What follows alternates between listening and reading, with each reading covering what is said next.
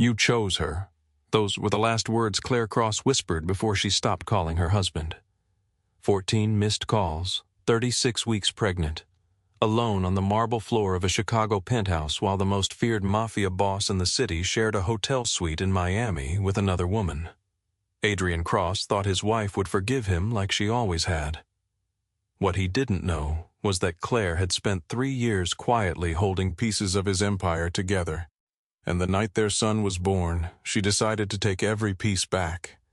This isn't just a story about betrayal.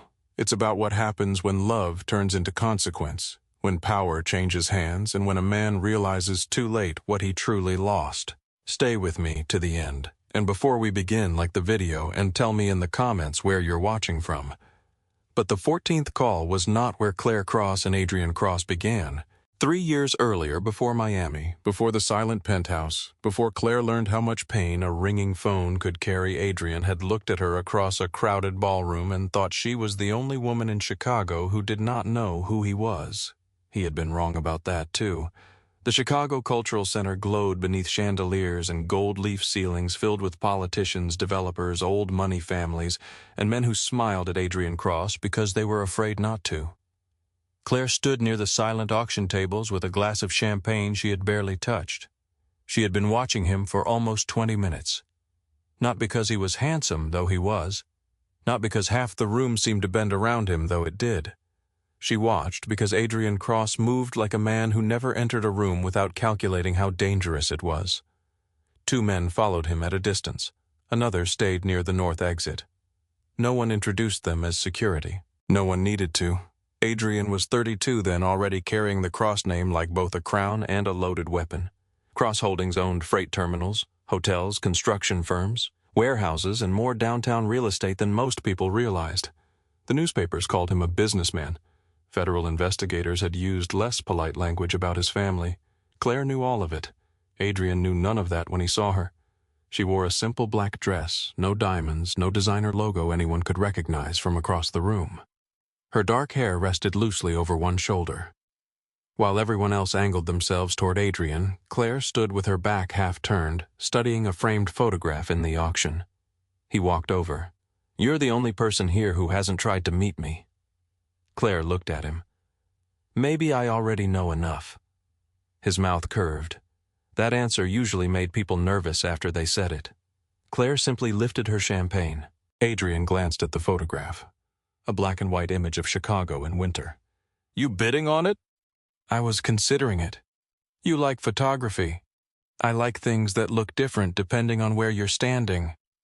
Adrian studied her now instead of the picture. "And where are you standing?"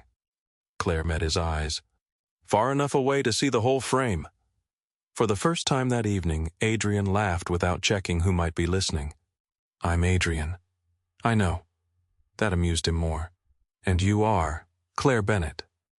It was not exactly a lie. Bennett had been her mother's maiden name. It was the name Claire sometimes used when she wanted a restaurant reservation without a private room being cleared first. It was the name she used for volunteer work, quiet donations, and evenings when she wanted to walk through the world without watching people's expressions change after they heard Whitmore. The Whitmore name had weight, not the kind the Cross name carried. A different kind, older, cleaner, more expensive. Whitmore Capital had been buying companies before Adrian's grandfather had been old enough to shave. Its investments sat inside insurance firms, banks, logistics companies, medical groups, commercial real estate, and quiet private funds whose names rarely reached the public. Claire had grown up around people who never asked what something cost. They asked who owned the debt. She hated what the name did to conversations. The moment someone learned who she was, they became careful. Funny at the right time, agreeable at the right time. Interested in exactly the same books, causes, cities, and food that she mentioned 5 minutes earlier. So, Claire Bennett stood in a ballroom with Adrian Cross and let him believe she was simply a woman working in philanthropic consulting. He did not ask what her father was worth. He asked if she was hungry. She blinked. "What? You've been holding the same glass for half an hour and you haven't touched anything on those trays. You've been watching me for half an hour." "I notice things." Claire glanced at the men stationed around the room. "I can see that." Adrian lowered his voice. "There's a diner 4 blocks from here." She looked around at the tuxedos, gowns, champagne towers, and string quartet. You want to leave this for a diner? I want pancakes. It's 10:30. They serve them all night, Claire smiled. That's your pitch. No, Adrian offered his hand. That's my escape plan. She looked at his hand for a moment before taking it. They left through a side entrance. His security followed anyway. The diner had cracked red booths and coffee that tasted like it had been sitting on a burner since noon. Claire loved it. Adrian ordered pancakes, eggs, bacon, and black coffee. Claire ordered pie. Pie isn't dinner, he said.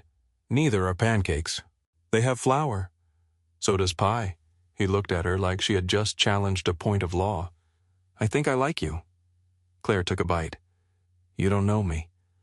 That's fixable. For a man surrounded by power, Adrian could be unexpectedly simple when he wanted something. He called the next morning, then the next night, then again 2 days later. He did not send assistance. He did not send gifts after the first date. He asked questions. He remembered answers. When Claire mentioned that her mother had loved old jazz records, Adrian found a small bar in Bronzeville where a trio played on Thursday nights. When she said she hated restaurants where waiters treated rich customers better than everyone else, he took her back to the diner. He never asked why she seemed perfectly comfortable around men who made other people nervous. Claire noticed that too. 3 months after they met, they walked along the Chicago River after midnight. The city was quieter then. The towers stood above them like dark glass monuments, their reflections shaking across the water. Adrian had taken off his tie. Claire carried her heels in one hand. You always do that, she said. Look behind us before you answer a question. Adrian glanced back automatically. Claire raised an eyebrow. He laughed softly. Occupational habit. What exactly is your occupation? You've seen the company website. I've also seen federal indictments with your last name in them. He stopped walking. Most people avoided saying it aloud. Claire did not. My father was never convicted. I didn't ask about your father. Adrian looked at the river. You want to know if I'm a criminal? I want to know if you're dangerous. He turned toward her. Those aren't the same question. No. Claire held his gaze. They're not. A tour boat passed in the distance, lights moving over the black water. Finally, Adrian said, Everyone thinks I was born wanting this life. Were you? No. What did you want? The question seemed to catch him unprepared. He slipped his hands into his pockets. A house, Claire smiled. You have several. Not like that. He looked toward the river. When I was a kid, people came into our house at all hours. Men I didn't know. Men who knew my name. Men who carried guns into my kitchen while my mother cooked dinner. His jaw tightened slightly. I wanted a house nobody could enter without asking. Claire studied him. That doesn't sound like power. He looked at her. What does it sound like?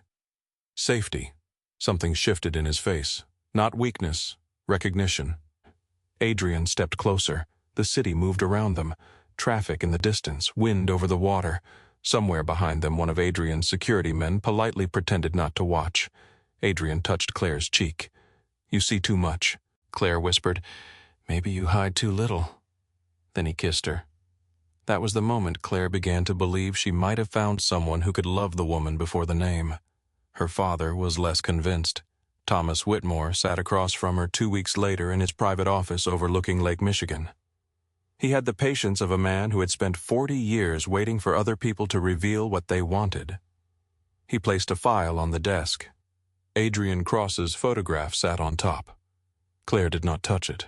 You investigated him. I investigated the man dating my daughter. You investigate everyone. Usually they are easier. Claire leaned back. What did you find? Thomas took off his glasses. Enough. That's not an answer. It is when the answer contains names you should not hear unless you're sitting beside an attorney. Claire sighed. Adrian isn't his father. No. Thomas's voice remained calm. That may be the problem. Claire frowned. He believes he is different enough from Frank Cross to be safe. And you don't. I believe men are most dangerous when they confuse restraint with innocence. Claire looked toward the windows. Thomas watched her. Does he know? No. About Whitmore? No. About me. He thinks my father works in finance. Thomas almost smiled.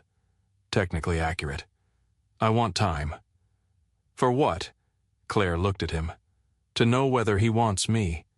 He clearly wants you. Claire Bennett. Thomas became very still. She continued. I want one person to meet me without seeing a company, a trust, a board seat, or a family office behind my face. And if he falls in love with Bennett instead of Whitmore, then maybe I finally know what that feels like. Her father's expression softened, but only slightly. And if he learns later and thinks you deceived him? Claire's gaze dropped to the file. I'll tell him before it matters. Thomas said nothing. Claire hated his silence because her father rarely wasted words when silence could do more damage. The first time she helped Adrian without telling him happened 11 months later. By then, Crossfreight was in trouble. A regional lender had pulled back after federal scrutiny touched one of Frank Cross's old associates. Nothing illegal had been proved against Adrian, but banks did not need convictions to become nervous.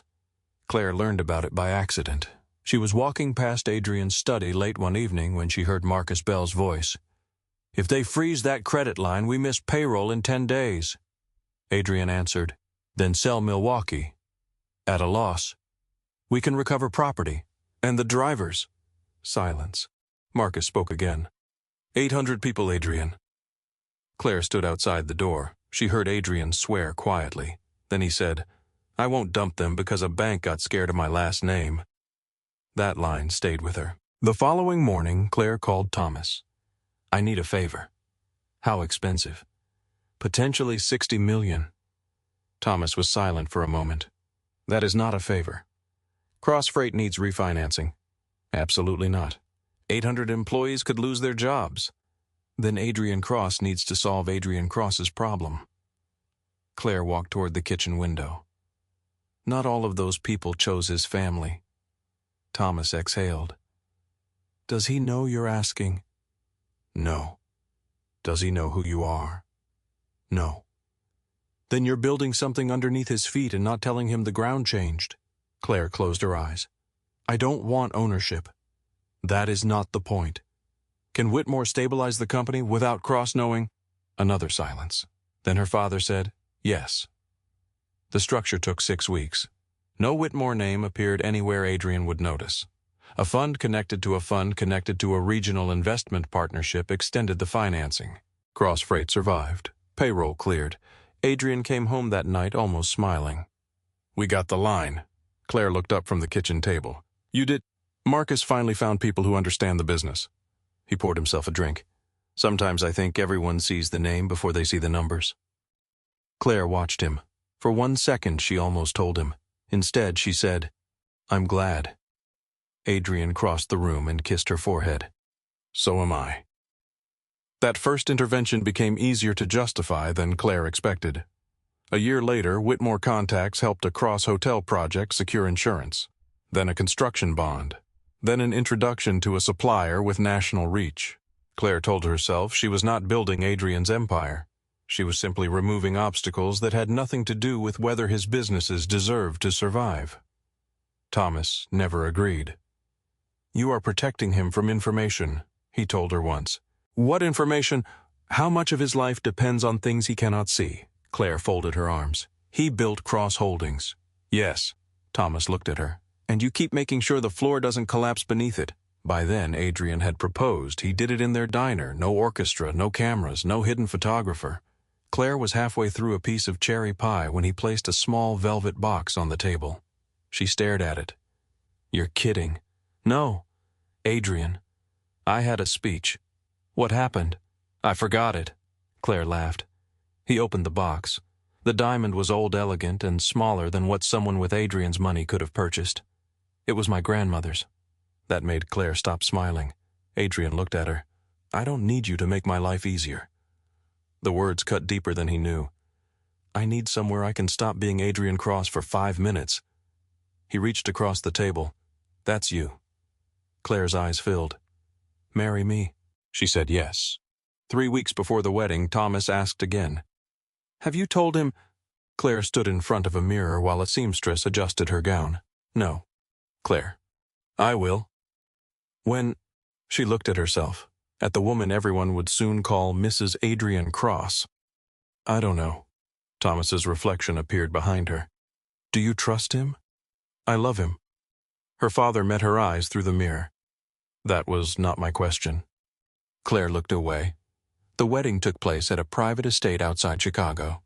Frank Cross stood beside his son before the ceremony. He adjusted Adrian's cuff. A wife becomes the greatest weakness a man has if he loves her enough. Adrian glanced toward the garden where Claire was waiting. Then I guess I'll have one. Frank's mouth tightened. That's not romantic advice. I know, Adrian smiled. Still true. When Claire walked toward him, Adrian looked at her as if there were no Cross family. No Whitmore's secret, no men standing near the gates with weapons beneath their jackets. For a while, Claire believed love might be enough to make all those hidden things harmless. After the wedding, Nora Briggs moved into the penthouse as house manager. Adrian knew her as a former accountant whose husband had died years earlier. The truth was more complicated. Nora had spent 16 years tracing money for the Federal Bureau of Investigation, including several organized crime cases. She had retired after a threat against her family. Thomas trusted her. Claire trusted almost no one more. On Nora's first night in the penthouse, Claire found her arranging dishes in the kitchen. I'm not asking you to build a case against my husband. Nora placed a plate into the cabinet. Then what am I watching for? Claire glanced toward Adrian's closed office. Whether the man I married is becoming the man everyone warned me about. And if he is, Claire rested one hand against the counter, then I want to know before I bring a child into this house. Nora nodded once. Nothing more was said. For the first year of marriage, there was almost nothing to report. Adrian worked too much. He came home late. He sometimes took calls in rooms Claire was not allowed to enter. But he also brought her coffee in bed on Sunday mornings. He cooked badly. He remembered anniversaries. He made her laugh. There were nights when Claire woke and found him standing at the windows staring down at Chicago as if the city were something he had to guard even while it slept. She would wrap her arms around him from behind. He would cover her hands with his. Neither of them would speak. Then Vanessa Reed returned. Claire first saw her at the opening of a Cross Holdings hotel on Michigan Avenue. She noticed Adrian's reaction before she saw the woman responsible for it. His shoulders tightened. His glass stopped halfway to his mouth. Then Vanessa crossed the room. She was beautiful in the polished way luxury magazines liked. Blonde hair pinned back. White dress. No hesitation. Adrian. His voice changed slightly. Vanessa. Claire stepped closer. Adrian's hand touched the small of her back. This is my wife, Claire. Vanessa looked at Claire, not surprised, not curious, almost assessing. So you're Claire. Claire smiled. And you're Vanessa. For a fraction of a second, Adrian looked between them. Vanessa recovered first. I consult for the hospitality division. Do you? Sometimes, Adrian cut in. We worked together years ago. Vanessa looked directly at him. Among other things. The silence lasted only a second. But Claire felt it. Later that night, she stood at the bathroom mirror, removing her earrings while Adrian loosened his tie. You knew her well. A long time ago. Claire waited.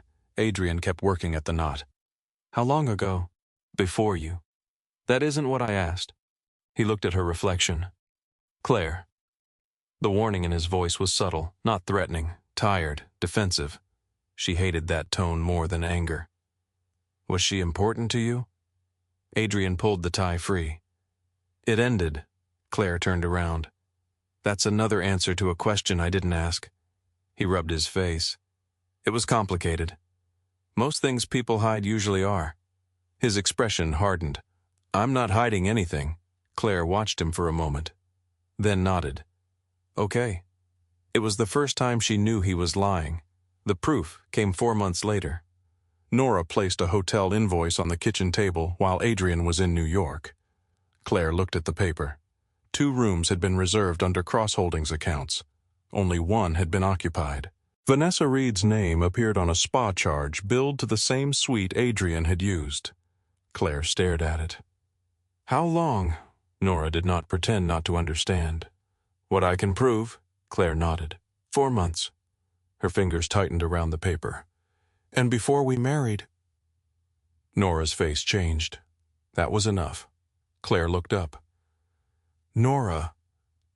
Yes. Did it ever stop? Nora sat across from her. Not completely. Claire stared toward the dark windows. The room seemed suddenly too quiet. A recent affair would have hurt. This was different. This meant Vanessa had not appeared after the marriage became difficult. Vanessa had existed beside it, before the vows, before the rings, before Adrian stood at the altar and looked at Claire as though she were the only woman in the world. Thomas came to see her the next morning. He expected boxes, lawyers, a plane waiting. Claire gave him none of those things. You're leaving, he said. No. Thomas stared at her. You have proof. I know. Then what exactly are you waiting for? Claire folded the invoice once, then again. I need to know whether he chooses me when choosing me cost him something. Thomas's expression hardened. You already know who he is. No. Claire looked toward the bedroom. I know what he does when he thinks he can have both. And if he chooses her? Claire placed the folded paper on the table. Then I stop protecting him from the consequences. 2 weeks later, Claire stood alone in the penthouse bathroom holding a pregnancy test. She took a second one because she did not trust the first. Then a third, all positive. For several minutes, she sat on the edge of the bathtub with both hands over her mouth. Fear came first, then joy, then fear again. That evening, Adrian walked through the door just after 7. Claire was waiting in the living room. He loosened his coat. You okay? She held out the test. Adrian looked at it, then at her. For once, every calculation left his face. We're having a baby. Claire laughed through tears. Yes. Adrian crossed the room so quickly she barely had time to stand. He dropped to his knees in front of her. His hands hovered near her stomach as if touching her suddenly required permission. Can I? Claire nodded. He pressed his palms gently against her. Nothing had changed yet. There was nothing to feel. Adrian did not seem to care. He lowered his forehead to her stomach. We're having a baby. Claire ran her fingers through his hair. Yes. He looked up at her. His eyes were bright in a way she had never seen. I'll be here. Claire's breath caught. For all of it, he said. She touched his face. For one dangerous second, she believed him completely. Then Adrian's phone lit up on the coffee table behind him. The screen faced Claire. Vanessa Reed. Adrian did not see it. Claire did. Her hand slowly fell from his face. The phone kept glowing between them. Vanessa Reed. Claire looked at the name for 2 seconds, maybe 3, then lifted her eyes back to Adrian. He was still kneeling in front of her, still smiling, still holding both hands against the place where their child was growing. For a moment, the contrast was almost cruel. The man in front of her looked like a husband. The name on the screen belonged to the life he had refused to leave behind. Adrian finally noticed her expression. What? Claire forced a small smile. Nothing. His phone stopped ringing. He did not check it. That should have comforted her. It did not. Over the next few months, Adrian became attentive in ways that almost made Claire doubt everything Nora had shown her. He attended doctor appointments. He read articles about pregnancy he pretended not to have read. He ordered furniture for the nursery, rejected 3 cribs because he disliked the wood, then spent an entire Sunday assembling the 4th one himself after refusing to let anyone from his staff touch it. Claire found him sitting on the nursery floor late that evening, surrounded by screws and instruction pages. You own a construction company. Adrian looked up. I am aware. And yet this crib has defeated you. It has not defeated me. Claire glanced at the crooked side rail. It appears confident. Adrian pointed the screwdriver at her. Careful. She laughed. He smiled. Those were the moments that made leaving difficult. Betrayal was easier to understand when the person who hurt you became entirely cruel. Adrian never did. He remained thoughtful enough to create hope, selfish enough to destroy it, and affectionate enough to make Claire question whether pain had made her unfair. By the beginning of her 3rd trimester, that uncertainty had begun to disappear. Adrian started taking more calls outside the room. He stayed at the office later. Vanessa's name appeared less often on his phone, which did not reassure Claire. People who wanted to hide something rarely stopped doing it. They simply became better at hiding it. At 32 weeks, Claire woke before dawn with a sharp tightening across her abdomen. She waited for it to pass. It did. 20 minutes later, it came again. Adrian drove her to the hospital himself. For once, he made no calls. He ignored Marcus twice. He held Claire's hand while the doctor examined her. After an hour of monitoring, the doctor pulled a chair closer. "The baby looks good right now, but I want you taking this seriously." Claire nodded. "What does seriously mean?" "No unnecessary travel, no excessive physical activity. Reduce stress as much as possible. If the contractions become regular, if you have bleeding, if your water breaks, you call immediately." Adrian leaned forward. "How early are we talking?" "Hopefully we are not talking early at all." The doctor looked at Claire. "But at 32 weeks, every additional week matters." Claire listened carefully. Adrian's phone vibrated. He ignored it once, then again. On the third vibration, he glanced at the screen. Claire noticed. The doctor continued speaking. Adrian put the phone face down. In the car, the silence lasted 6 blocks. Claire finally said, "Can you stay in Chicago for the next month?" Adrian looked over. "I'm here." "That wasn't what I asked." He tightened his hands on the steering wheel. "I have businesses in 6 states, Claire. And you have one wife carrying one child." "I know." "Do you—" He looked at her sharply. Claire turned toward the window. The city moved past them in gray winter light. Adrian exhaled. "I'll keep travel to what is necessary." Claire looked back at him. "Necessary according to who?" "According to me." There it was. The wall beneath everything. Adrian could listen. He could care. But eventually every decision returned to the same place. His judgment. His schedule. His control. 2 weeks later, Claire found his suitcase open on their bed. She stopped in the doorway. Adrian stood near the closet selecting shirts. "Where are you going?" He did not turn immediately. "Miami." Her chest tightened. "For what?" "Investor meetings." "How long?" "2 nights." Claire looked at the suitcase, then at him. "My doctor told me not to be alone."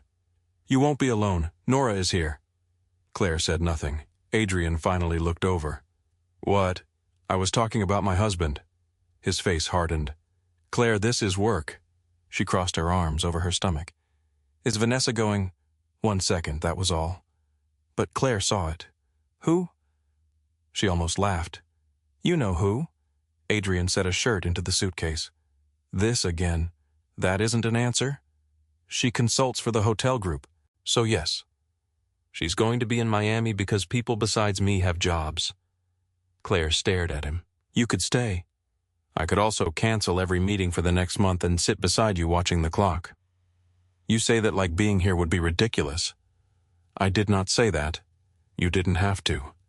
Adrian closed his eyes briefly. "I will be gone 48 hours. Claire's voice dropped.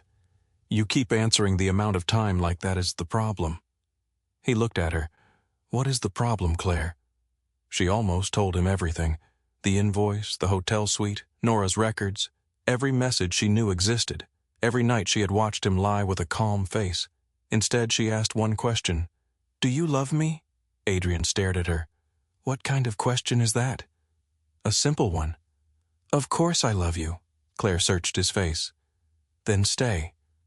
The room became very quiet. Adrian looked at the suitcase, then at her. For several seconds, Claire thought he might finally understand what she was asking. Not whether Miami mattered, not whether the investors mattered, not even whether Vanessa mattered. She was asking whether there was anything in his life important enough to make him choose against himself. His phone buzzed on the dresser. Adrian glanced at it. Vanessa. Claire saw the name. He locked the screen immediately. "I have to go." Something inside Claire settled. Not broke. Breaking would have been louder. This was quieter than that. "Okay," Adrian frowned. "Okay?" "Yes." The calmness in her voice seemed to make him more uneasy than anger would have. He stepped toward her. "Claire." She moved past him toward the bathroom. "You should finish packing." That evening, after Adrian left for the airport, Claire stood alone in the nursery. The crib was finally straight. A pale blanket rested over one side. Small clothes filled the dresser. On the shelf sat a silver-framed photograph from their wedding. Claire picked it up. Adrian was looking at her in the picture as if nothing else existed. She wondered how many women had looked at photographs like that and later realized love could be sincere in one moment and insufficient across a lifetime. Her phone was already in her hand when Thomas answered. "Claire?" He left. A pause. "For Miami." "Yes. With her? I don't know if they're traveling together." Thomas waited. Claire sat slowly in the nursery chair. "I need Whitmore exposure separated from Cross Holdings." Her father's voice changed. "How much?" "Everything that belongs to us." "Immediately. After the baby comes." Thomas was silent. Then, "Claire, if we unwind too quickly, Cross Holdings will feel it." "I know. Credit lines, supplier agreements, insurance, construction financing." "I know. Employees may get caught between them." Claire looked at the tiny clothes folded inside the open dresser. "Protect payroll." Thomas paused. "Claire, protect retirement accounts, employee health benefits, anything that hurts people who did not make this choice. You are still protecting his employees. They didn't cheat on me." Her father said nothing for several seconds. Then, "And Adrian—" Claire closed the drawer. "Adrian gets what belongs to Adrian. And what is that? Whatever is still standing after we stop holding it up." In Miami, Adrian checked into a private suite above Biscayne Bay. Vanessa was already there. She stood by the windows holding a drink. "You came." Adrian set down his phone. "I said I would." "You've said a lot of things." He took off his jacket. Vanessa watched him. "How is Claire?" "Fine. She's 8 months pregnant." 34 weeks. Vanessa's expression shifted. "You know exactly how many weeks." Adrian poured bourbon. "Why wouldn't I?" "Because every time I ask what happens after the baby comes, you change the subject." Adrian took a drink. Vanessa stepped closer. "You told me the marriage was dead." "It is complicated." "No, complicated is when two people want different cities." She laughed bitterly. "This is you sleeping with me while your pregnant wife waits for you in Chicago." Adrian's jaw tightened. "Do not make this into something you're innocent in." "I never said I was innocent." Vanessa held his gaze. "But I am finally asking the question I should have asked a year ago." Adrian said nothing. "Did you ever plan to leave her?" Silence. Vanessa looked at him carefully. "You love her." "Don't." "You do." He turned toward the windows. Vanessa's voice softened. "Then why are you here?" His phone began ringing. "Claire." Both of them looked at it. Adrian did not move. Vanessa said, "Answer it." He reached for his glass instead. The ringing stopped, started again. "Adrian." "She knows I'm working." Vanessa stared at him. "You are standing in a hotel suite with me. Lower your voice."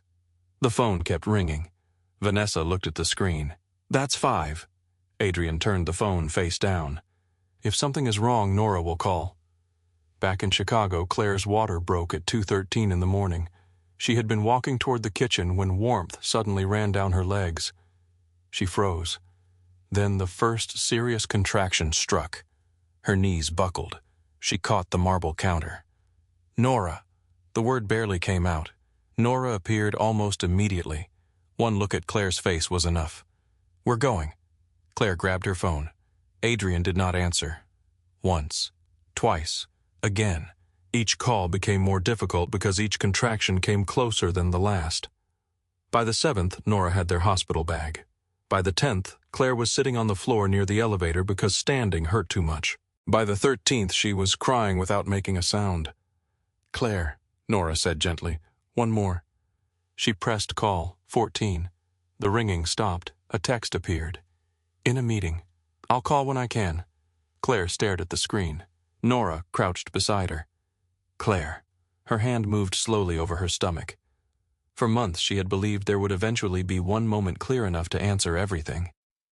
There it was. He chose her. Nora did not correct her. Claire handed over the phone. "Call my father." Nora's eyes searched her face. "Are you sure?" Another contraction cut through Claire. She closed her eyes until it passed, then opened them. "Activate everything." At Northwestern Memorial, the lights were too bright. Everything happened quickly. Questions, monitors, a nurse helping Claire change, a doctor checking the baby's heart rate. Nora standing beside the bed where Adrian should have been.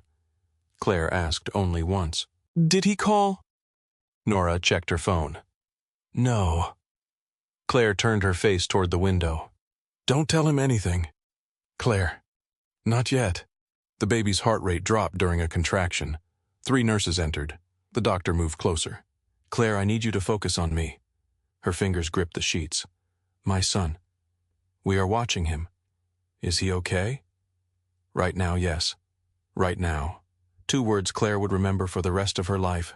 Hours later, after pain and fear blurred together, Noah Whitmore entered the world small, furious, and breathing. Claire heard his cry before she saw him. Her entire body went still. Then she began sobbing. A nurse placed him briefly against her chest. Claire touched his cheek. Noah opened one tiny hand and wrapped his fingers around hers. "Hi," she whispered. Her voice broke. "Hi, baby." The doctor asked gently, "Have you chosen his name?" Claire looked at the empty chair beside the bed. "Yes." "Name, Noah." "And the last name?" Nora looked at her. Claire kissed her son's forehead. "Whitmore." Later that night, after Noah had been taken for monitoring, Thomas arrived. He entered Claire's hospital room quietly. For the first time in years, Claire saw her father look old. He kissed her forehead. "You scared me." Claire's eyes remained on the bassinet beyond the glass. "I'm okay." "You're not." "No." Thomas sat beside her. A leather folder rested in his hand. "The separation documents are ready." Claire looked at them. "And the cross assets?" "We can begin unwinding the structures within hours." She nodded. Thomas hesitated. "Nora also has enough records to create serious federal problems for several people around Adrian." Claire's expression did not change. "Seal them. Claire, seal them. If he fights for custody, those records give you leverage." "I said seal them." Thomas watched her. "He left you in labor for another woman." "I know." "He rejected your call." "I know. He lied to you for years." Claire finally looked at her father. "And none of that gives me the right to manufacture a criminal case because I am angry." Thomas leaned back. "You could destroy him." Claire looked toward Noah. "That would be revenge." "And this, I'm leaving." By afternoon, movers entered the penthouse under Whitmore security. Nothing belonging to Adrian was touched. Claire had written exact instructions. Her clothes disappeared from the closets. Her books left the shelves. Her mother's paintings came off the walls. The jewelry her family had given her was removed from the safe. Everything purchased for Noah through Claire's accounts was packed. The nursery became an empty room with pale walls and marks in the carpet where the crib had stood. On Adrian's desk, Nora placed a small glass box. Inside was the wedding photograph from the nursery, cut cleanly in 2. Claire on one side, Adrian on the other. Beneath it lay a handwritten card. "You chose her. I chose our son. 3 years ago I helped build your empire. Tonight I took back everything that was mine." At sunrise in Miami, Adrian finally reached for his phone. 14 missed calls. His face changed. A message from Nora waited beneath them. "Your wife had the baby." Adrian was out of bed before he finished reading. Vanessa woke behind him. "What happened?" He pulled on his shirt. "My son was born." Vanessa sat upright. "When?" Adrian checked the time on Nora's message. "Hours ago." His hand stopped moving. Vanessa looked at him. Was that why she was calling? He did not answer. "Adrian." He stared at Claire's 14 missed calls, one after another, a record of every moment he had decided not to pick up. Vanessa whispered, "You need to go." Adrian grabbed his jacket. For the first time since he entered the room, he looked directly at her. There was no affection in his face, only realization. Not about Vanessa, about himself. He had spent years believing he could postpone every consequence until a more convenient hour. But some doors did not remain open simply because Adrian Cross expected them to. When his plane landed in Chicago, Marcus was already waiting. Adrian stepped onto the tarmac. "Where is Claire?" Marcus did not answer immediately. Adrian stopped. "Where is my wife?" Marcus looked at him. "Not home." Something cold moved through Adrian's chest. "And my son?" I don't know. Adrian's eyes hardened. Find out. Marcus did not move. Adrian. What? You need to see the penthouse. 40 minutes later, Adrian opened his front door. Silence met him. Not ordinary silence. Empty silence. The kind created when a life has been removed deliberately. He walked into the living room. Claire's books were gone. Her photographs were gone. The vase she always kept near the windows was gone. He moved faster toward the nursery. The door stood open. Nothing was inside. Adrian stopped at the threshold. For the first time that morning, fear replaced anger. He turned toward his office. The glass box waited in the center of his desk. He saw the photograph, saw the cut. Then he read the card. You chose her. His jaw tightened. I chose our son. His breathing slowed. Then he reached the final lines. 3 years ago, I helped build your empire. Tonight I took back everything that was mine. Adrian stared at the words. His phone rang. Marcus. Adrian answered without looking away from the card. What? Marcus's voice came through tight and controlled. We have a problem. Adrian looked around the empty office, then back at Claire's handwriting. No. His voice was almost quiet. I think I have several. Marcus was silent for half a second. Then he said, Come downstairs. Adrian looked at the glass box one more time. Claire's half of the photograph faced him. His own half lay beside it, separated by less than an inch of glass. It felt farther. He left the office and took the elevator to the private conference floor below the penthouse. Marcus was already there with Cross Holdings' Chief Financial Officer Daniel Price and 2 members of the legal team. Nobody was sitting. That was the first thing Adrian noticed. The second was Daniel's face, pale, controlled, wrong. Adrian entered. What happened? Daniel placed a folder on the table. Our revolving credit facility was suspended at 6:20 this morning. Suspended by who? Northlake Commercial. Call Warren. I did. And he no longer controls the facility. Adrian stared at him. Then who does? Daniel turned the folder around. A company name sat near the bottom of the page. Lake Ridge Institutional Partners. Adrian frowned. Never heard of them. Daniel opened another document. You have. He pointed to a chain of ownership structures. Lake Ridge connected to Monroe Strategic Finance. Monroe connected to Calvert Holdings. Calvert terminated at Whitmore Capital. Adrian looked up. Whitmore. Nobody spoke. His voice hardened. Who the hell is Whitmore? Marcus did not move. Daniel looked toward him. Adrian followed the look. Then something shifted. He already knew. Not the details, not the scale, but enough. Claire. Marcus held his eyes. Yes. The room became very still. Adrian looked down at the documents again. Claire Bennett. Daniel shook his head. There is no Claire Bennett connected to these entities. Then you're wrong. Daniel turned another page. A photograph had been printed from an archived business profile. Claire stood beside an older man on the steps of a university building. She was younger, maybe 23. Her hair was shorter. Her expression was the same, calm, observant, impossible to mistake. The caption read, Claire Whitmore and Thomas Whitmore at the Whitmore Center for Economic Research. Dedication. Adrian stared. Another page. Claire at a private equity conference. Another. Claire seated behind Thomas at a Senate Economic Roundtable years earlier. Another. Claire listed as trustee of several family foundations. Adrian looked at Marcus.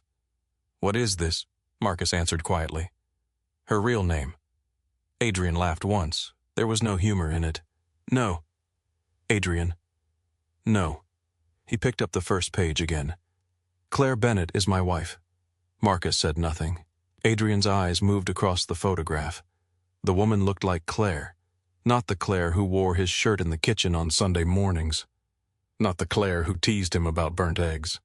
Not the Claire who had sat barefoot on the nursery floor sorting baby clothes. This Claire stood beside billionaires and government officials as if she belonged there. As if she had always belonged there. Adrian threw the page onto the table. She lied to me. Daniel lowered his eyes. Marcus did not. She lied. Marcus finally spoke. You were in Miami with Vanessa while your wife gave birth. Adrian turned toward him. Careful. Marcus stepped closer instead of backing away. You want to talk about betrayal, talk about all of it. Adrian's voice dropped. She built a false identity. Maybe. Her mother's name was Bennett. I don't care whose name it was. Marcus looked at the empty chair across from Adrian. You also told Claire you were in investor meetings. Adrian's jaw tightened. Marcus continued. You were not. Adrian stared at him. For years, men had understood when to stop speaking. Marcus had known Adrian since they were teenagers. He stopped only when he chose to. Decide which lie you're trying to survive first, Marcus said. The room went silent again. Daniel cleared his throat. There is more. Adrian looked at him. Of course there is. Daniel opened a second folder. 2 construction bonds were called for review this morning. Why? The insurer behind them changed its risk position. Which insurer? Daniel slid over the paper. Adrian did not recognize the parent company. He no longer needed to. Whitmore. Indirectly. Adrian sat for the first time. Daniel continued. The South Michigan hotel financing is also frozen. How much exposure? $140 million. Adrian's eyes narrowed. And freight? Operational. For now? For now, Adrian leaned back. Tell me exactly what she did. Daniel did not answer immediately. I don't think she did anything yesterday. Adrian looked at him. Daniel pointed to the documents. That is the problem. He pulled out a yellow legal pad filled with notes. These relationships go back years. Adrian went completely still. Years. The cross-freight refinancing that kept the company liquid before your wedding. Adrian remembered the night. Marcus finally finding investors. Claire sitting at the kitchen table when he came home. She had smiled. I'm glad. Daniel continued. The capital came through 3 intermediary vehicles. Whitmore. Yes. Adrian looked toward Marcus. Marcus looked stunned too. Daniel turned another page. The insurance structure on the River North development. Another. The supplier agreement that cut freight costs across 3 states. Another. The institutional introduction that allowed Cross Hospitality to refinance 2 properties without personal guarantees. Each document carried another invisible line back to Whitmore Capital. Adrian's expression changed slowly. Not anger now, something colder, understanding. How much? Daniel hesitated. How much of my company? No one gave you Cross Holdings. That isn't what I asked. Daniel closed the folder. Enough to change the question. Adrian stared. Daniel spoke carefully. You built the businesses. You bought the properties. You made the acquisitions. Adrian waited. But Whitmore Capital made some of those decisions survivable. The words sat in the room. Adrian looked toward the windows. Chicago stretched beneath them. Buildings with his name on contracts. Warehouses carrying cross-freight logos. Hotel towers whose openings had put him on magazine covers. For years he had believed the empire had grown because he was smarter than the men before him, more disciplined than his father, more legitimate than his grandfather. He had taken pride in building something the Cross family could show in daylight. Now he was learning that someone had been holding a light behind him the entire time. She gave me the company, he said. Daniel shook his head. No, Adrian looked over. Daniel's voice remained respectful. The company was yours. He tapped the documents. She made sure it could breathe. Adrian said nothing. His phone rang. Another lender, then another. By noon, 3 partners had requested formal reviews. By 1, 2 suppliers had paused contract renewals. By 2, a journalist from the Chicago Tribune had called Cross Communications asking whether changes at Whitmore Capital would affect Cross Holdings. Adrian did not know how the journalist had connected them. That made him angrier than the question. At 3, one of his captains arrived without an appointment. Ray Doyle had worked for the Cross family for 20 years. He had the thick neck and quiet eyes of a man who never raised his voice because he had never needed to. Marcus saw him enter and immediately stood. Not now. Ray ignored him. He looked at Adrian. I heard your wife disappeared. Adrian's expression hardened. She did not disappear. Nobody knows where she is. That does not make her missing. Ray stepped closer. I can find her. No, 48 hours. Marcus moved between them slightly. Ray. Ray kept speaking. Drivers talk, hospital staff talk, security companies use subcontractors. People always leave a trail. Adrian leaned back in his chair. He knew exactly what Ray was offering. No warrants, no filings, no judges, no permissions. A quiet search through the machinery the Cross family had spent decades building. Phone records obtained through favors. License plates photographed. Men followed. Questions asked in ways people remembered. Old Adrian would already have said yes. His first instinct had said yes before Ray finished the sentence. Find her, bring her home, make her sit across from him, make her explain. Then Adrian looked at the framed photograph his mother had texted him an hour earlier. Noah, wrapped in a hospital blanket, only part of Claire's arm visible. He stared at the tiny face. His son had entered the world while Adrian's phone sat face down beside another woman. No, Ray frowned. Boss, I said no. We can do this clean. Adrian stood. Ray stopped speaking. If one man in this family follows Claire, approaches her bribes, anyone near her pressures, a doctor touches one of Whitmore's people, or goes anywhere near my son without her permission, he answers to me. Ray stared at him. You're letting them take your kid. Adrian's face darkened. No. His voice lowered. I left my kid. The sentence silenced the room. Ray looked toward Marcus. Marcus said nothing. Adrian continued. There is a difference. Ray's mouth tightened. You really want to play by their rules? Adrian stepped closer. I want my son to grow up without his mother checking the rearview mirror because of me.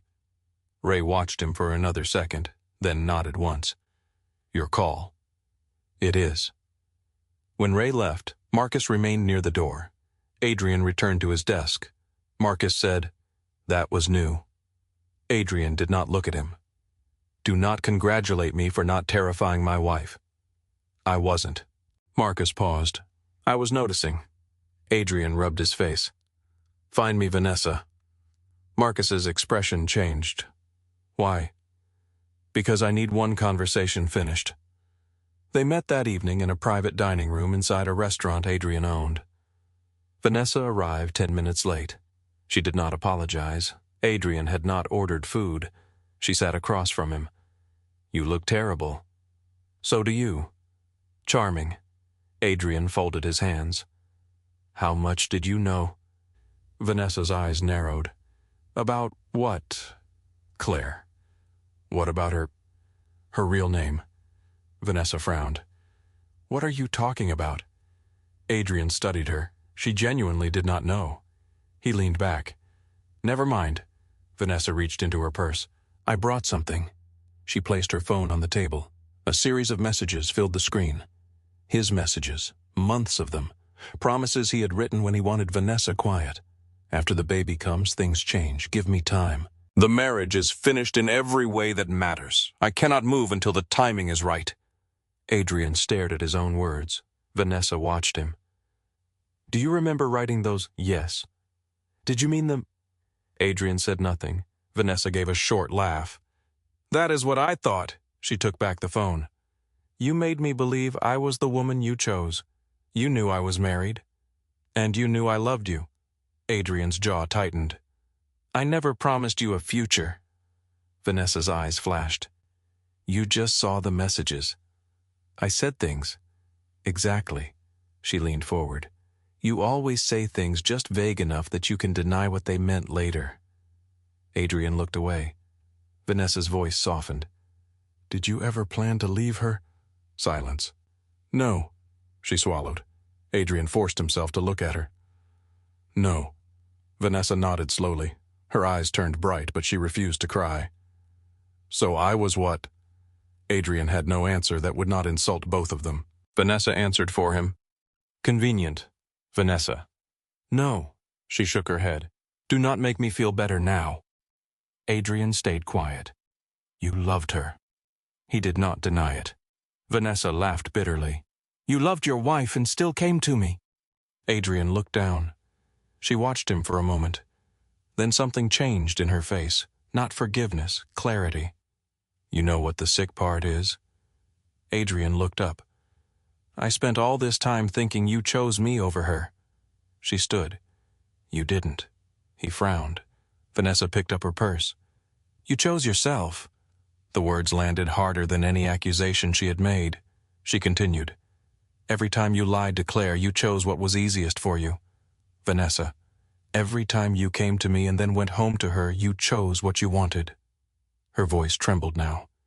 "And every time I asked you to decide, you made sure nobody could force you to." She stepped toward the door. "You did not love me enough to leave her." Adrian said nothing. "You did not love her enough to stop coming to me." She looked back. "You just loved being the man both women waited for." Then she left. Adrian sat alone for a long time. Later that night he drove to his mother's house in Winnetka. Margaret Cross opened the door herself. She wore a cream sweater and no jewelry. "You look worse than the television." Adrian walked inside. "What television?" "Business news." He stopped. "What are they saying?" Margaret closed the door. "That Cross Holdings has liquidity questions." Adrian exhaled. "Where is Claire?" His mother did not answer. "Mom, your son has your eyes." Adrian froze. "You saw him. A photograph." "From who?" Margaret walked toward the sitting room. "It does not matter." Adrian followed. "Is he healthy?" She stopped. For the first time since he arrived, some of the anger left her face. "That is the first intelligent question you have asked me." Adrian looked at her. "Is he stable, small, strong?" His shoulders lowered slightly. Margaret sat. Adrian remained standing. "Did Claire need surgery?" Margaret looked at him sharply. He swallowed. "Was she okay?" "Physically, yes." He nodded. Then quietly, "Was she scared?" Margaret stared at her son. "What do you think?" Adrian looked away. She continued. "You have spent 2 days calling lawyers, bankers, Marcus your father, and half the city." "I am trying to keep the company alive." "You asked me where Claire moved your money before you asked me what your son weighed." Adrian closed his eyes. Margaret's voice remained calm. That made it worse.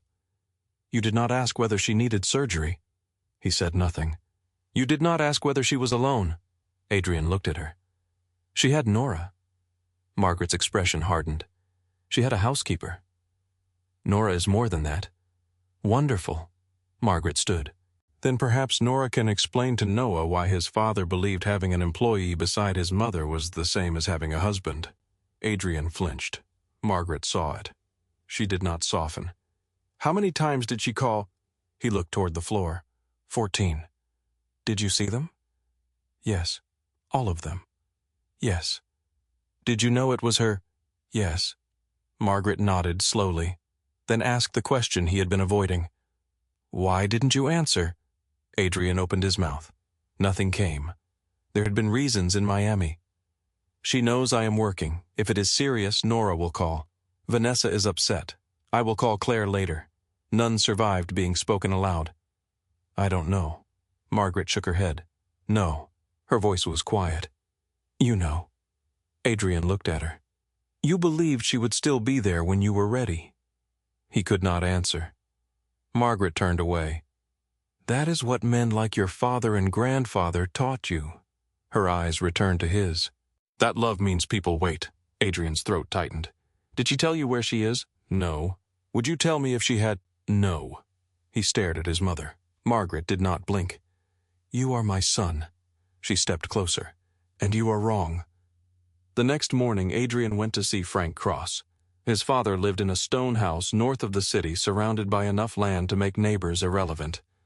Frank poured whiskey despite the hour. Adrian did not take the glass. "I need capital," Frank sat. "How much?" $200 million available within 10 days. Frank raised an eyebrow. "You lose a war." "I am trying not to start one." "That would be new." Adrian ignored it. Frank studied him. "This Claire—" "Whitmore." Frank's expression shifted slightly. "So you finally learned." Adrian went still. "You knew—" "I knew there was a Whitmore daughter." "You knew Claire was her—" "No." Frank took a drink. "But I knew Bennett did not make sense." Adrian's anger rose. "You never said anything." Frank shrugged. "You never asked me to investigate your wife." "Because she was my wife." Frank looked at him. Apparently you did not investigate your mistress either. Adrian stared. Frank smiled without humor. You came here for money. Keep your temper useful. Adrian sat opposite him. Can you cover it? Yes. Relief crossed Adrian's face for half a second. Frank continued.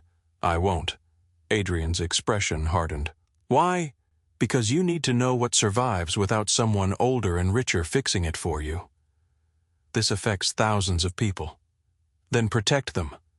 I am. Good. Frank leaned back. When I ran this family, your mother knew where I was every night. Adrian laughed bitterly. That is your moral defense? No. Frank's gaze sharpened. My moral defense is that when I was a bastard, I knew I was a bastard. Adrian said nothing. You wanted to be loved like a husband and obeyed like a boss. Frank pointed toward him. That does not work inside a home. You are giving marriage advice now. I am giving failure advice. Frank finished his whiskey. I have more experience. Adrian stood. Frank looked up. Save your company yourself. Adrian paused at the doorway. You really will not help. Frank's face remained hard. Claire already did. That stopped him. Frank continued. Maybe too much. Adrian left without answering. By the end of the week, the architecture beneath Cross Holdings was fully exposed. Every meeting revealed another connection. The freight refinancing, Whitmore, the hotel insurance, Whitmore. A critical supplier that had given Cross Freight favorable rates for 4 years. Introduced by a Whitmore partner, the executive search firm that found Daniel Price, retained by a Whitmore-controlled portfolio company. Even a regulatory consultant Adrian had credited with helping Cross Holdings survive a federal compliance review had once worked directly for Thomas Whitmore. Adrian sat in a conference room surrounded by documents. Was anybody in my life actually mine? Daniel looked uncomfortable. Marcus did not. That is not the right question. Adrian looked up. What is... Marcus pointed at the files. How many people did Claire put in place because she believed protecting you was the same as loving you? Adrian leaned back. You sound like my mother. She is usually smarter than both of us. Adrian almost smiled. It disappeared quickly. Where is Nora? Marcus hesitated. I found something on her. A file slid across the table. Adrian opened it. Nora Briggs, former Federal Bureau of Investigation forensic accountant, organized crime financial analysis, task forces in Illinois, New York, and New Jersey, 16 years of service. Adrian stared at the page. She worked for the FBI. Yes. In my house. Yes. For Claire. Looks that way. Adrian stood so quickly the chair moved backward. Get her. Marcus did not move. Carefully. Adrian looked at him. Marcus added, You just told Ray nobody scares Claire's people. Adrian stared, then exhaled slowly. Call her attorney. The meeting took place the following afternoon at a neutral law office downtown. Nora entered alone. She wore a navy coat and carried no bag. Adrian stood when she entered. You were spying on me. Nora sat. I observed you. In my own house. Yes. For my wife. Yes. The lack of apology enraged him. You recorded conversations, not privileged communications. Financial records. Records Claire was legally entitled to access. Travel. Public and corporate travel. Vanessa. Nora held his gaze. Yes. Adrian leaned forward. You could bury me. Nora's expression did not change. Claire could create significant problems for you. Then why hasn't she? Nora was silent. Adrian's hands tightened on the table. Why? Because she is not trying to bury you. She froze half my financing. She withdrew support her family provided. Same result. No. Nora's voice sharpened for the first time. If Claire wanted the same result as destruction, we would not be sitting here discussing lenders. Adrian stared. Nora continued. You would be discussing subpoenas. The room went quiet. She placed a sealed envelope on the table. Do not open that without counsel. Adrian looked at it. What is it? Enough information to explain why Claire has chosen restraint. Restraint. He almost laughed. Nora stood. Adrian did not touch the envelope. Tell me what she wants. Nora looked at him. She wanted you to notice. Notice what? Who you were becoming. Adrian's jaw tightened. And now? Nora's expression softened only slightly. Now she wants nothing from you. That answer was becoming unbearable. Adrian sat alone with the sealed file for 20 minutes after Nora left. Then he called his attorney. Together they opened it. Transaction records, communications, old cross-associate accounts. Names Adrian recognized, names he wished he did not. No single page destroyed him. Together they were enough to invite questions from every federal agency his family had spent decades avoiding. His attorney read silently for several minutes, then looked up. If Whitmore delivers this to the Department of Justice, this becomes a 5-year nightmare even if you personally never face a charge. Adrian stared at the pages. Why hasn't she? The attorney closed the file. I cannot answer that. Adrian already knew who might. That night he called Thomas Whitmore from his private office. Thomas answered after 2 rings. Cross, I want to speak to my wife. You had 14 opportunities. Adrian closed his eyes. A week earlier he would have shouted, threatened, demanded. Instead he said, I know. Silence came from the other end. Adrian continued. I am not calling to threaten anyone. Good. Thomas's voice was cold. Because you cannot threaten your way into her life. I know. Another silence. Adrian looked at the city outside his windows. The same city he had once believed power could force into order. Does Claire know you have the federal file? She ordered it sealed. Why? Ask a better question. Adrian's jaw tightened. What does she want from me? Thomas answered immediately. For the first time in your life. Adrian waited. Nothing. The line went dead. Adrian stood in the dark office holding the phone. Men had threatened to kill him. Federal agents had searched buildings carrying his family name. Business rivals had tried to force him out of deals worth fortunes. None of those things had frightened him the way that single word did. Nothing. Claire did not want his money. She had more. She did not want his protection. She had built her own. She did not want revenge. She had evidence and refused to use it. She did not want him to come home. There was no home left for him to return to. For the first time, Adrian understood that control was useless when the person across from you no longer needed anything you could offer. His eyes moved toward the glass box on the desk. You chose her. He picked up his phone, then stopped. Claire's number was still there. He could call. He could call 15 times, 50, 100. But standing in the silence of the penthouse she had emptied, Adrian finally understood something Claire had learned on the marble floor. A ringing phone did not mean the other person owed you an answer. He set the phone down. Then he looked at the sealed federal file, the frozen credit reports, the photograph of his newborn son, and the 2 halves of his wedding picture. For the first time since Miami, Adrian did not ask how to get Claire back. He asked a different question. What kind of man did she leave? The question stayed with Adrian long after the city outside his windows went dark. He had spent most of his adult life asking practical questions. Who controls the property? Who owns the debt? Who can be trusted? Who can be bought? Who needs to be afraid? There had always been an answer. A person. A number. A weakness. This question offered none of those things. It only gave him a mirror. The following morning, Adrian sat in a conference room with 3 attorneys from the firm that had represented the Cross family for almost 20 years. The senior partner opened a folder.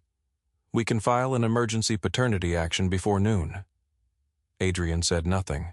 We can compel disclosure of the child's residence, establish genetic paternity, and petition for immediate parenting access. Another attorney added, given the Whitmore family's financial influence, we should also move quickly to preserve marital assets before they reposition anything else. Adrian looked up. Marital assets? Yes. My son is 5 days old. The attorney paused. Of course. And your first concern is the structure of the trusts. We are protecting your interests. Adrian leaned back. Will any of this make Claire feel safe? Silence. The senior partner adjusted his glasses. That is not really the legal objective. Adrian looked at him for several seconds, then closed the folder. You're fired. All 3 men stared at him. Adrian, send the files to Rachel Stone. The senior partner frowned. Family law. Yes. You do understand who she represents. People who hate each other enough to need boundaries. The attorney lowered his voice. You're making an emotional decision. Adrian stood. No. He looked at the folder. I made the emotional decision in Miami. He walked out. Rachel Stone did not come to Adrian's office. She made him come to hers. Her office was on the 18th floor of an ordinary building in the Loop without armed guards, private elevators, or a cross name anywhere near the lobby. Adrian noticed the choice. Rachel was in her late 40s with gray beginning at her temples and the expression of someone who had watched too many powerful men assume money could solve custody. She did not shake his hand. She pointed to the chair. Sit. Adrian sat. Rachel opened the file. I've read the hospital records your former counsel obtained. Former. Good, she continued reading. I've read the financial filings. I've read the messages with Vanessa Reed. Adrian's face tightened. How did you get those? Your attorneys sent everything. Rachel looked at him. You asked me to understand the case. Yes. Then do not become sensitive because the truth is organized in a folder. Adrian said nothing. Rachel closed it. Do you want your wife back? Yes. Wrong answer. His eyes narrowed. Rachel continued. Do you want access to your son? Yes. Still wrong. Adrian stared at her. What answer are you looking for? She leaned forward. I'm not looking for anything. You are. I hired you? No. You hired a lawyer because you finally realized a threat would make the mother of your child disappear farther. Adrian's jaw tightened. Rachel did not care. What kind of father do you want Noah to have? The question caught him. He looked away. Rachel waited. I don't know. Good. He looked back at her. She continued. That is the first useful thing you've said. Adrian almost laughed. He did not. Rachel opened a notebook. For the next 3 weeks you do nothing regarding custody unless I approve it. 3 weeks. Claire has not contacted you. The child is medically stable. There is no evidence she intends to prevent lawful contact forever. You do not know that? No. Rachel's voice remained calm. But I know what happens if a man with your reputation sends investigators after a postpartum mother. Adrian looked toward the window. I already stopped that. Rachel studied him. Stopped what? One of my people offered to find her. And I said no. Why? Adrian answered after a moment. Because I do not want her afraid of me. Rachel wrote something down. Better. What does that mean? It means you have discovered the first requirement of being safe. She looked at him. Restraint when you could use power. Adrian hated that she was right. Rachel slid a blank sheet of paper across the desk. Write down everything you believe Claire owes you. He frowned. Why, because I want to see what kind of man walked in here. Adrian picked up the pen. He wrote slowly. An explanation. Access to Noah. Honesty about her identity. A conversation. Recognition of what Cross Holdings had built independently. Rachel read the page, then pushed another sheet toward him. Now write down everything you owe her. Adrian stared at the paper. He did not write for almost a minute. Then the pen moved. Truth. An apology. An explanation about Vanessa. No. He crossed that out. There was no explanation. He wrote again. An admission. Respect for her boundaries. Time. Security. The right to be angry. He stopped. Rachel asked, What about Noah? Adrian looked at her. What do I owe him? That is your question. He stared at the blank space, then wrote, A father who comes when called. Rachel said nothing. Adrian put down the pen. The first 3 days were harder than any business crisis he had survived because there was nothing to attack. Claire remained silent. Whitmore attorneys handled every communication. Cross Holdings continued to bleed. Adrian worked 14-hour days stabilizing the company, but each evening he returned to the empty penthouse. He stopped sleeping in the bedroom. Claire's side of the closet had become an accusation. On the third night, Ray Doyle called. Adrian answered. What? I found a way into Whitmore's security. Adrian stood. Explain. One of their subcontractors has gambling debt. He works transport twice a week. He will talk for 20 grand. Adrian closed his eyes. There was a time when $20,000 would have ended this problem before Ray finished describing it. Pay him, Ray laughed quietly. I knew you'd come around. Pay the debt. Ray stopped. What? Pay whatever legitimate debt he owes. Adrian walked toward the windows. Then tell him the information we wanted is no longer required. There was silence. Boss, we can know where she is tonight. No. Why waste the opportunity? Adrian looked at his reflection in the glass. Because I created a world where men think finding a frightened woman against her will is loyalty? Ray said nothing. Remove yourself from anything involving Claire or Noah. You're benching me. Yes. I was helping you. I know. Adrian's voice remained quiet. That is the problem. He ended the call. Marcus, who had been sitting across the room reading reports, looked up. Ray will be angry. He'll survive. You know what he was trying to do. Exactly. Marcus closed the report.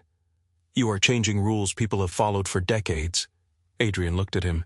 Then maybe they needed changing. On day 6, another test arrived. A city inspector placed an unexpected hold on a cross-construction project after discovering safety irregularities in work completed by a subcontractor. The delays could cost millions. Marcus entered Adrian's office with the inspector's name. He owes your father a favor. Adrian read the report. Are the violations real? Minor.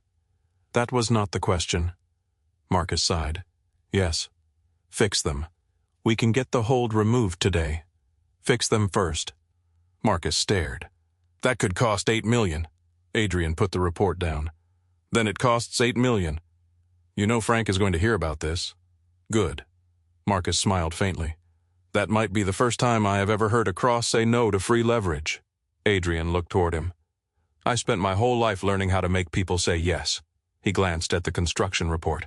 I am trying to find out who I am when they are allowed to say no. On day 9, Daniel Price brought Adrian a different problem. Employees had begun moving retirement contributions away from cross-affiliated funds because of instability surrounding the company. The board wants communications to issue a statement. Adrian looked through the numbers. How many employees are exposed if the share value keeps falling? Roughly 1,600. Create a protected fund. Daniel frowned. From where? My personal holdings. That is a significant amount. I know. If we announce it, the market may respond positively. No announcement. Daniel looked surprised. Why? Adrian signed the authorization. Because employees do not need to become props in my apology. Daniel remained quiet. Adrian continued. If Claire ever hears about this, I want her to hear from someone whose pension did not disappear. You really think she is watching? Adrian looked at him. I think she spent 3 years seeing things I did not. That night, Adrian sat at the kitchen table with a legal pad. Rachel had told him to write Claire a letter only if he could do it without asking for anything. The first version began Claire. I know we both made mistakes. He tore it up. The second I never meant to hurt you, he tore that one up too. The sentence sounded cowardly. Intent had not answered 14 calls. The third version began with Vanessa. He stopped after 2 paragraphs. Too much explanation. Too much effort to arrange the facts so he appeared less monstrous. He threw it away. Midnight passed. Then 1, then 2. Adrian sat alone beneath a single kitchen light staring at the same place Claire had once sat while Cross Freight survived because of money he never knew belonged to her world. He finally began again. Claire, you called me 14 times because even after everything you knew, some part of you still believed I might choose you when it mattered. His pen stopped. He looked at the words, then continued. I taught you that belief was foolish. I left you alone in labor. I lied about Vanessa. I treated your patience like permission. I treated your love like an asset I could not lose. There is no business explanation for what I did. There is no version of Miami that makes me less responsible. Adrian paused. His throat tightened. He wrote more slowly. I have spent my life believing responsibility meant fixing the result.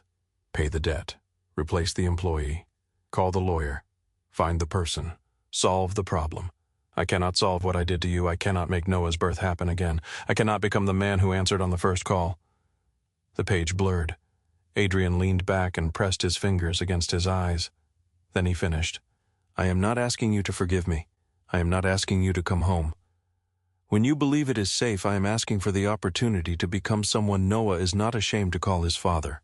If that opportunity never becomes more than one supervised hour at a time, I will accept that. You owed me honesty about who you were. I believe that. But your lie did not put me on a plane. Your lie did not put me in Vanessa's room. Your lie did not make me reject your call. Those choices were mine. Adrian stopped. He stared at the final line, then signed his name. No title, no cross. Just Adrian. Rachel read the letter the next morning. She looked up. Did anyone help you write this? No. Good. She folded it. Do not send flowers. I wasn't going to. No jewelry. I know. No gifts for Noah. Adrian frowned. I bought him something. Return it. It is a blanket. Rachel stared at him. Adrian sighed. Fine. You are not buying access. I understand. Rachel placed the letter into an envelope. This goes through Claire's counsel. When will I know if she read it? You might not. Adrian's jaw tightened. Rachel watched him. That is the point. 2 days later, Claire sat beside a window at the Whitmore Lake House in Wisconsin. Snow covered the ground beyond the glass. Noah slept against her chest. Thomas entered quietly and placed an envelope on the table. From Adrian. Claire looked at it. Through his attorney. Yes. No gift? No. No demand? Apparently not. Claire stared at the envelope. Thomas sat across from her. You do not have to read it. I know. She waited until Noah was asleep in the bassinet. Then she opened it. Thomas watched her eyes move across the page. Claire did not cry, not until she reached the line about the 14 calls. Then she looked away. Thomas said nothing. Claire folded the letter carefully. Well, she took a breath. He finally apologized for what he actually did. Does that change anything? Claire looked toward Noah. No. Thomas nodded. Claire remained quiet, then said, But it matters. Her father watched her. Be careful not to confuse language with change. I am not. I have watched powerful men apologize beautifully when power stopped working. Claire looked at him. So have I. Thomas nodded toward the letter. Then what matters? Claire touched the folded page. That he did not ask me to make him feel better. Thomas leaned back. The silence stretched. Claire looked toward the lake. There is something else. What? I lied to him. Thomas's expression hardened. You protected your identity. I lied. Claire. That is what it was. She looked at her father. I let him marry Claire Bennett. He married you. He married part of me. Thomas said nothing. Claire continued. I tested him without telling him there was a test. He still failed. Spectacularly. Thomas almost smiled. Claire did not. But if I want him to own what he did without excuses, then I cannot turn my choices into virtues because his were worse. Thomas studied his daughter. You think your secrecy caused the affair? No. The answer came immediately. I will never carry that. Good. But it changed the marriage.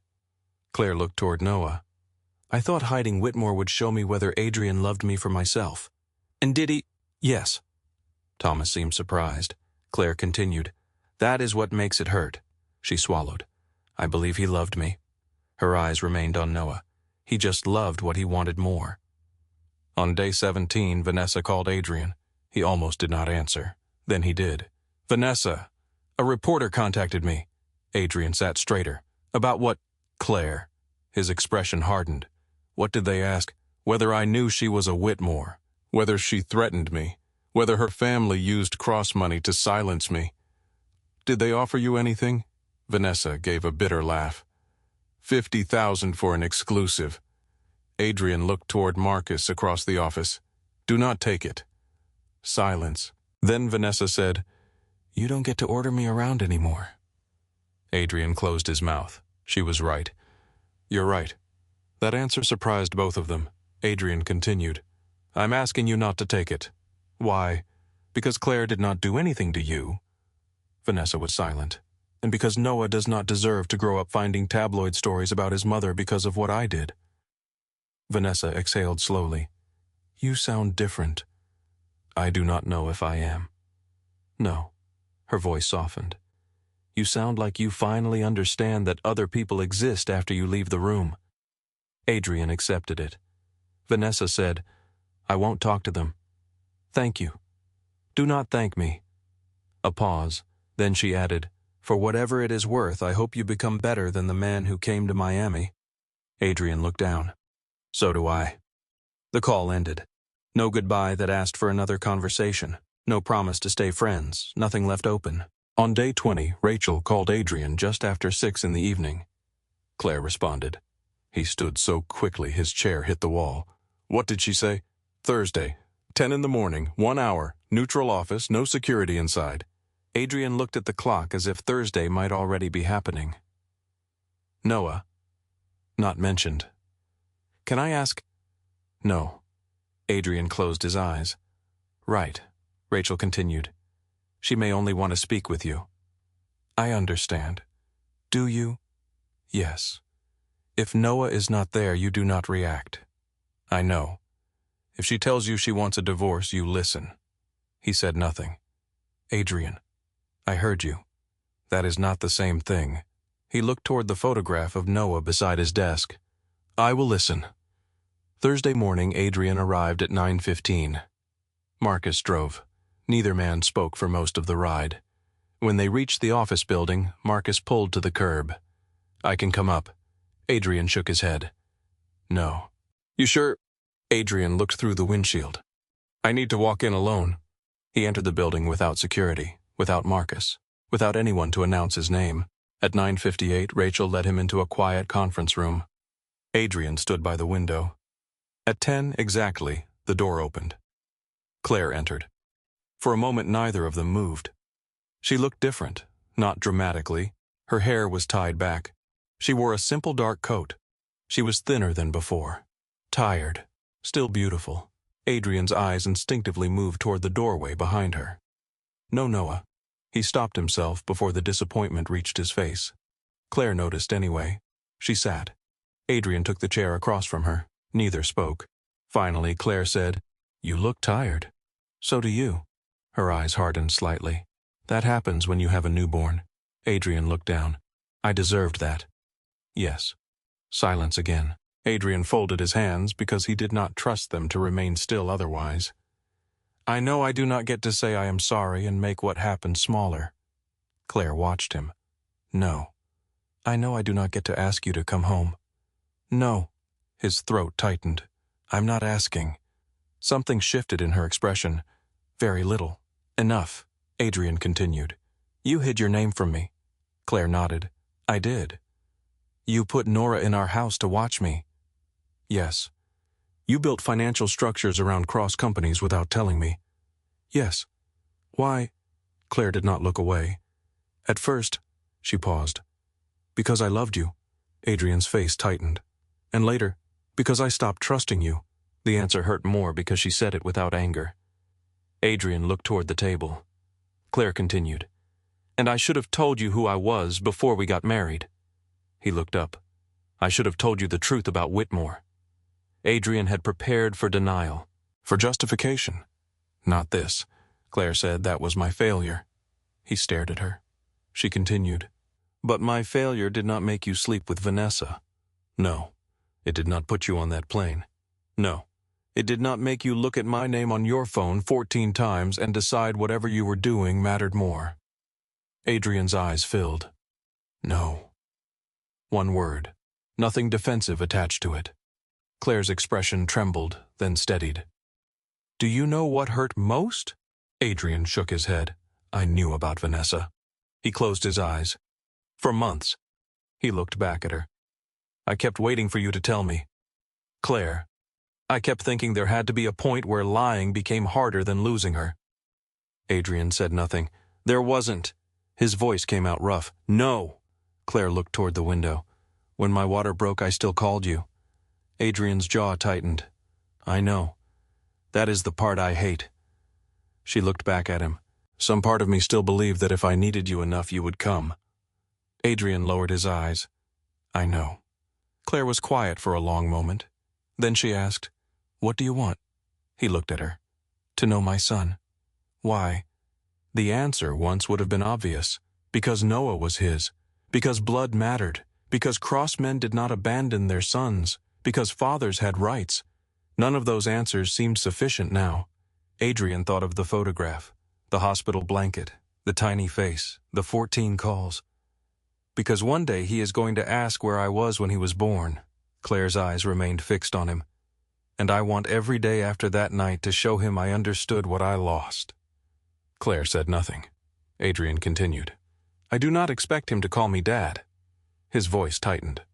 I do not expect you to trust me with him because I share his blood. Claire looked down. I am asking for a place to start. She reached into her bag. A sheet of paper came out. She slid it across the table. Adrian read, Supervised visitation. No cross-security within the visit location. No photographs made public. No involvement of Noah in cross-family business. Parenting counseling. All visits beginning and ending exactly on schedule. Any breach subject to immediate review. Adrian read every line twice. When to? 2 weeks from Saturday. He looked up. How long? 1 hour. Will you be there? Yes, he swallowed. Can I hold him? Claire's eyes softened for the first time. If he is comfortable. Adrian nodded. I'll be there. The moment the words left his mouth, Claire's expression turned cold. That is what you said before. Adrian stopped. There was nothing to defend, nothing to explain. He lowered his eyes. You're right. Claire watched him. Adrian picked up the pen. He signed the page, then pushed it back. No negotiation, no request to change the terms. Claire took it. Adrian looked at her. Claire, she paused. Thank you. Her expression tightened. Do not thank me yet. Adrian nodded. Okay. She stood. He did not ask whether she still loved him. He did not ask whether the divorce could be stopped. He did not ask where she lived. He did not ask for a photograph. Claire walked toward the door. Her hand touched the handle. Then she stopped. Without turning around, she said, He has your eyes. Adrian's breath caught. Claire opened the door. And he hates being cold. Then she left. Adrian remained seated long after the room became empty. On the table in front of him was a copy of the visitation agreement. 2 weeks, 1 hour. No promises beyond that. He touched his signature. For most of his life, Adrian Cross had believed access was something powerful men created for themselves. Now the most important door in his life had been opened 1 inch. And for once he understood that his job was not to force it wider. His job was to arrive when it opened. So Adrian arrived 43 minutes early. The family center sat on a quiet street north of downtown inside a brick building that looked more like a pediatric clinic than a place where a man met his son for the first time. There was no cross vehicle waiting at the curb, no security team in the lobby, no Marcus. Adrian had driven himself. He wore a dark sweater instead of a suit, no watch, no weapon. For the first time in years, he carried nothing that announced power. Rachel Stone was waiting near reception. She looked at the clock. You are early. I know. 43 minutes. I know. You plan to spend all of them standing. Adrian looked toward the closed hallway door. Probably. Rachel studied him. Nervous? He almost laughed. I have negotiated with men who had rifles under tables, and I would rather do that. Rachel nodded toward a chair. Sit. He sat. For 12 seconds, then stood again. At exactly 10, the hallway door opened. Claire walked through carrying Noah. Adrian forgot how to breathe. The photograph had not prepared him. Nothing could have. Noah was wrapped in a soft gray blanket. One tiny fist rested against Claire's chest. His eyes were open, dark, alert. Adrian had spent years being watched by men who wanted something from him. This was different. His son looked at him with no knowledge at all, no fear, no admiration, no disappointment. Just curiosity. Claire stopped several feet away. For a second, neither of them spoke. Then she looked down. Noah, this is Adrian. The name struck him. Not Dad, not your father, Adrian. He had earned nothing else. He stepped closer. Hi. His voice failed. He cleared his throat. Hi, Noah. Noah blinked at him. Adrian smiled, though his chest hurt. Claire moved toward a couch. Do you want to hold him? The answer came too quickly. Yes. Then Adrian looked at the child again. His confidence disappeared. "I do not know how." Claire almost smiled. "Sit down." He did. She moved beside him, one hand behind his head. Adrian followed every instruction with the concentration of a man disarming explosives. Other arm under his body. "Like this? Closer." He adjusted. Claire lowered Noah carefully into his arms. Adrian froze. Noah weighed almost nothing. That was what shocked him first. He had expected something larger because the feeling in his chest was enormous. Noah shifted. Adrian's eyes widened. "Is that normal?" Claire looked at him. He moved. "I know. Babies do that." Adrian looked back down. Noah's face tightened. Then he began to cry. Adrian panicked. "I hurt him." "You did not. He was fine. He is a newborn. What does he need?" Claire sat across from him. "Stay calm." "I am calm." She looked at his face. "You look like someone just told you a bomb has 30 seconds left." Despite herself, she laughed. Adrian looked up. The sound hit him almost as hard as seeing Noah. Claire seemed surprised by it too. For one brief second the room felt like their old kitchen. Then Noah cried again. Adrian looked down. "Okay." His voice softened. "I know." Noah's tiny hand opened against Adrian's chest. Adrian offered one finger. Noah wrapped his hand around it. Adrian went completely still. Claire watched him. Something in his face changed. All the tension left his shoulders. His eyes filled, but he did not look away from his son. "That is my finger," he whispered. Claire leaned back. "He has a strong grip. He is trying to break it. Cross-family tragedy." Adrian smiled. Noah slowly stopped crying. For the next 20 minutes, Adrian barely moved. He asked questions quietly. How much Noah slept, whether he still needed monitoring, what made him cry, what made him calm down, what formula Claire used when she was not feeding him herself, whether the rash near his neck was normal. Claire answered, not warmly, not coldly, carefully. Halfway through the visit, Adrian's phone vibrated inside his coat. He ignored it. It vibrated again. Claire glanced toward the coat. "You can answer." "No. It may be important." Adrian looked down at Noah. "So is this." Claire said nothing. The phone rang again. This time, Adrian reached into the coat. Claire's expression tightened. He took out the phone. "Marcus." Adrian turned it off completely, then placed it face down on the table. Claire watched him. "You could lose money." "Probably." "How much?" "No idea." "You are not curious." Adrian looked at Noah. "Not enough." Something softened in Claire's face. Only for a second. At exactly 11 she stood. Adrian looked at the clock. The hour had disappeared. "Already?" Claire nodded. Adrian looked down at Noah. He did not argue. He did not ask for 10 more minutes. He stood carefully. Claire stepped close and took their son. The loss of weight from Adrian's arms felt immediate. Noah made a small sound against her shoulder. Adrian watched him. "When can I see him again?" "Next Saturday." "Same time?" 10. "I will be here." Claire looked at him. He caught himself, then corrected quietly. "I plan to be here." She nodded once. Adrian left first. He made it to the parking garage before the tears came. Not many, not dramatic. He sat behind the wheel with both hands resting on it, staring through the windshield. Marcus called after Adrian turned his phone back on. "We have a problem." Adrian closed his eyes. "How bad?" "The warehouse raid was federal." Adrian leaned back. "Anyone arrested?" "No." "Documents taken?" "Yes." "Call legal." "Already did." Marcus paused. "Where were you?" Adrian looked at the empty passenger seat. "Meeting my son." Silence. Then Marcus said, "How was it?" Adrian swallowed. "He held my finger." Marcus did not joke. "That good?" Adrian looked down at his hand. "Better." The second visit went more smoothly. At the third, Adrian learned how to change a diaper. Claire stood beside him, trying not to laugh as he stared at the changing table. "This cannot be right." "What?" "There should be more instructions. There are wipes. That is not instructions." "Adrian." He looked at her. "You have negotiated international shipping contracts.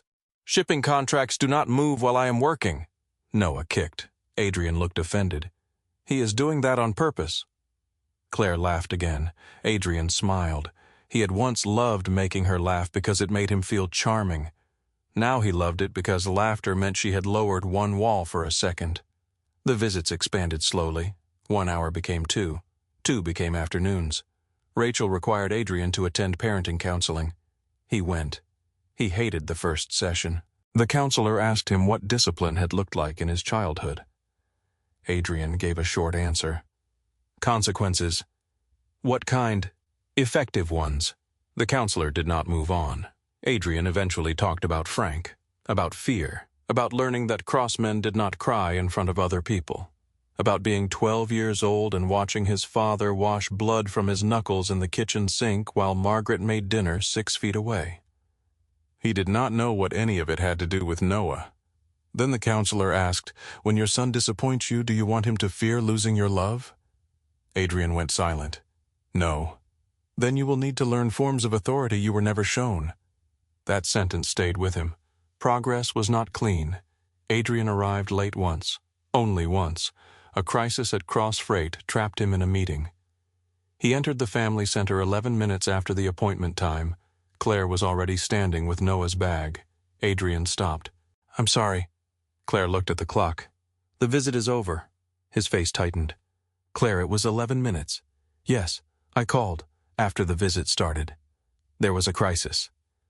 There will always be a crisis." He stared at her. The old instinct rose immediately. Argue, explain, make her understand why his reason mattered. Claire waited. Adrian looked at Noah, then nodded. "You're right." She seemed almost disappointed that there would be no fight. Adrian stepped back. "I will see him next week." He left. He sat in his car afterward with anger burning beneath his skin, not at Claire, at himself. Because she had been right. There would always be a crisis. The question had never been whether Adrian's life was demanding. The question was what he chose when 2 demands arrived at the same time. He never arrived late again. 6 months later, Claire allowed Adrian his first unsupervised afternoon. He took Noah to a quiet park. No security followed closely enough to be visible. Adrian had agreed to that condition too. He pushed the stroller along the path while strangers passed without recognizing him. An older woman smiled at Noah. "Beautiful baby." Adrian looked down. "Thank you," she asked. "First child." "Yes?" "You look terrified." Adrian almost laughed. "I am." "Good." She kept walking. Adrian stood there confused for a moment. Then Noah sneezed. Adrian immediately checked whether he was breathing. By the end of the first year, Noah knew Adrian's voice. That mattered more to Adrian than any title he had ever inherited. One winter night, Noah developed a fever during Adrian's first overnight visit. Adrian noticed because the child felt unusually warm against his shoulder. He checked the thermometer, then checked it again, then a third time. He called Claire. She answered immediately. "What happened?" "Noah has a fever." "How high?" Adrian told her. "Is he drinking?" "Some." "Breathing normally?" "I think so." Claire's voice sharpened. "Adrian." Yes, he is." "Okay, give him the dose the pediatrician listed. Keep him light. Check again in 30 minutes. Adrian looked at Noah asleep against his chest. "Should I take him to the hospital?" "Not yet. What if it goes higher?" "Then call me. I already called you." Claire was quiet. Adrian realized how frightened he sounded. "I do not know what I am doing." The admission came out small. Claire's voice softened. "Nobody does the first time." He sat with Noah until dawn. At 4:17, Claire's phone lit up. A photograph. Noah sleeping on Adrian's chest. Adrian's head leaned against the couch. His eyes were open. No caption. Claire stared at the image for a long time. The next morning, Noah's fever was gone. Adrian did not mention that he had not slept. Claire noticed anyway. Frank met his grandson several months later, only after Claire agreed. The meeting took place at Adrian's house. Not Frank's. Not any cross-property connected to business. Frank entered carrying a small wooden car. Noah stared at him suspiciously. Frank crouched. "This is yours." Noah looked at Adrian. Adrian nodded. Noah took the car. Frank smiled. It made him look unexpectedly old. Later, while Noah played on the floor, Frank stood beside Adrian. "He looks like you." Adrian watched his son. "I know." Frank's expression became serious. Do not make him afraid of you. Adrian looked at his father. I will not. Frank shook his head. No. His voice hardened. Become the kind of man who does not require that promise. Adrian stared at him. Frank turned toward Noah again. It was the closest his father had ever come to apologizing. Cross-holding survived, but it did not survive unchanged.